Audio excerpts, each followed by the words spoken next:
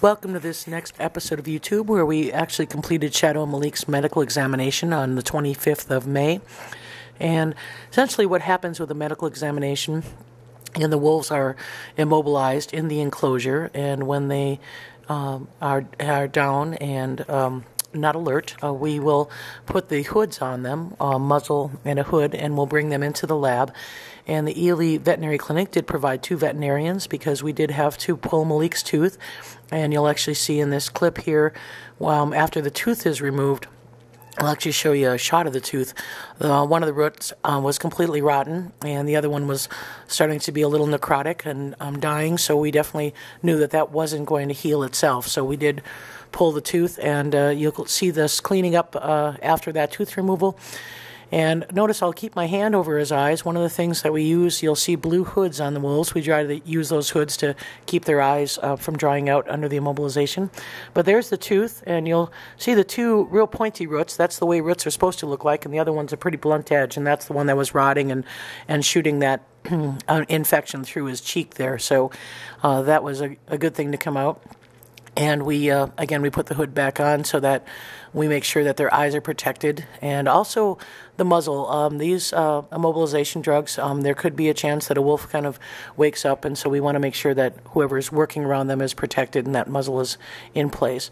You can see he's down there. We've got staff monitoring pulse, temp, and respiration throughout the medical examination. Other things that we do is we draw blood, make sure that we have a good blood panel. We will be looking, and they did a snap test for glucose for diabetes, and Shadow was, his glucose was good, so his water consumption is not anything related to diabetes. We're waiting for test results to see if there's something else that might occur. We clean their ears. Shadow had a bout of mites in 2004 and 2005, and so we're taking some preparatory work there to make sure that their ears are clean and free of mites. And that's pretty standard. It's a good opportunity for ectoparasite review, meaning looking over the hide, making sure there's no ticks, any other problems. And as we were doing the exam, and we had noticed this a couple of weeks ago on Malik, Malik had some hair loss that was a little bit out of typical shedding pattern. And that hair loss could be systematic of some other kind of an issue, and one of the concerns is possibly low thyroid, so he'll be tested for that as well. But we'll see in the exam that when the wolves are down, you'll have an opportunity to really get a good investigation. Here you see the veterinarian taking a look at that spot, doing a little bit of a scrape and seeing if there's any other issues that might be causing that hair loss. And sometimes they're called hot spots, sometimes they're external parasite, but in this case, we would expect Shadow to have a similar problem. And so when it's just one individual wolf, when they're living together, it's probably more systemic, coming from within the system. So it could be immune system issue, it could be, again, low thyroid. That's something that blood tests will hopefully help us decide. And as we said, we took blood on both wolves, had a good supply, so that if there is some results that require further testing, we'll have that available to us as well.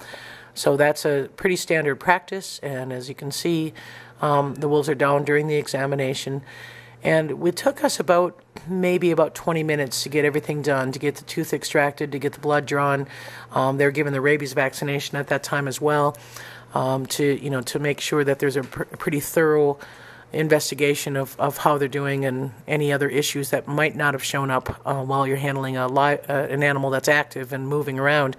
When an animal's down and immobilized, you get a much better look. You can look at, joint conditions and see if there's any clicks to their knees or any paw problems that you may not notice when an animal's up and moving around and not really that pliable. So that was a good thing, and they're in very good condition. Body weights, Malik is over 90 pounds. Shadow's up to about 87 pounds, and so they're really carrying themselves in good weights. We obviously know Malik was going to weigh more.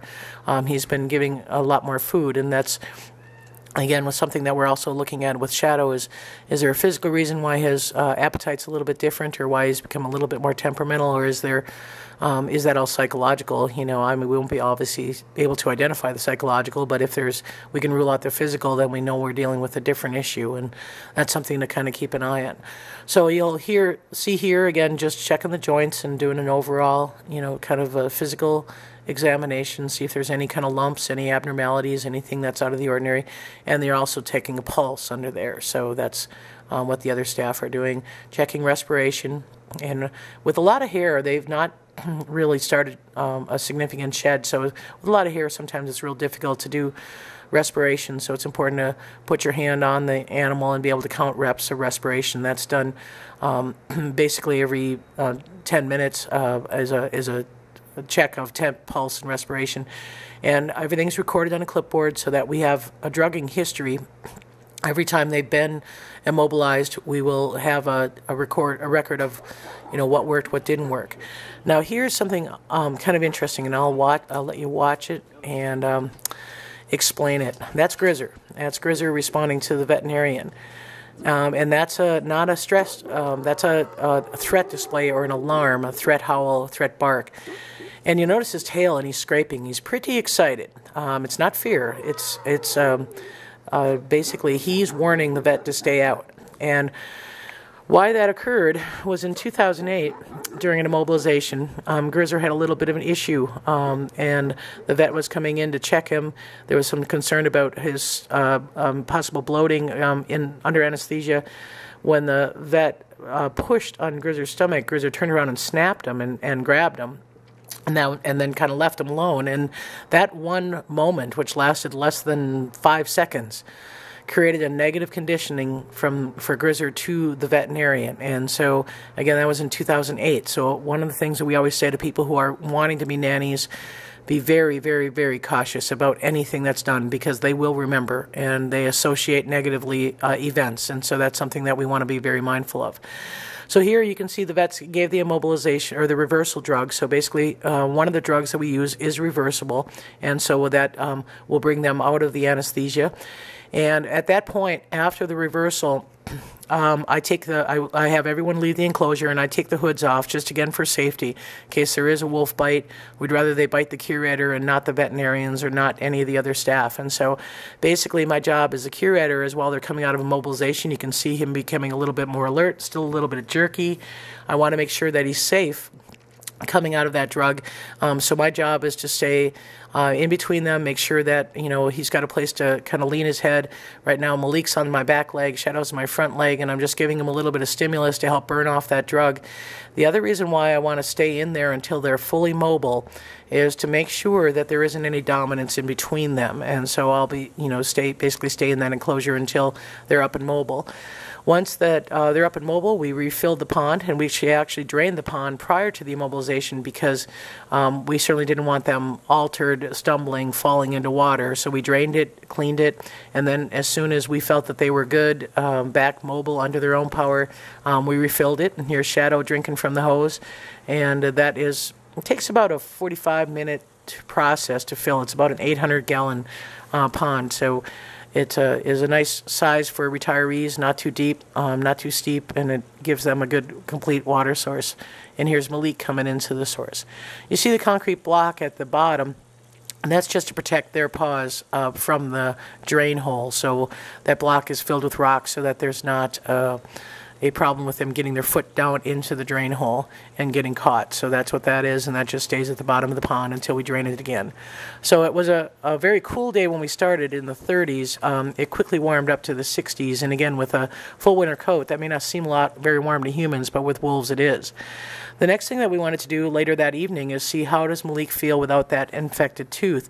And so we gave some deer legs, and you can see here the lack of the tooth is not an issue for Malik. He actually ate 2 deer legs. He took one from Shadow and ate his as well. So we had to supplementally feed Shadow the next day. But he had no problem chewing. In this clip, he's actually chewing on the other side, but I did watch him chew that night on the side where his tooth was removed. So we don't see any problem with him consuming food. In the exhibit pack, we don't have a lot of footage because we were focused on the Arctics.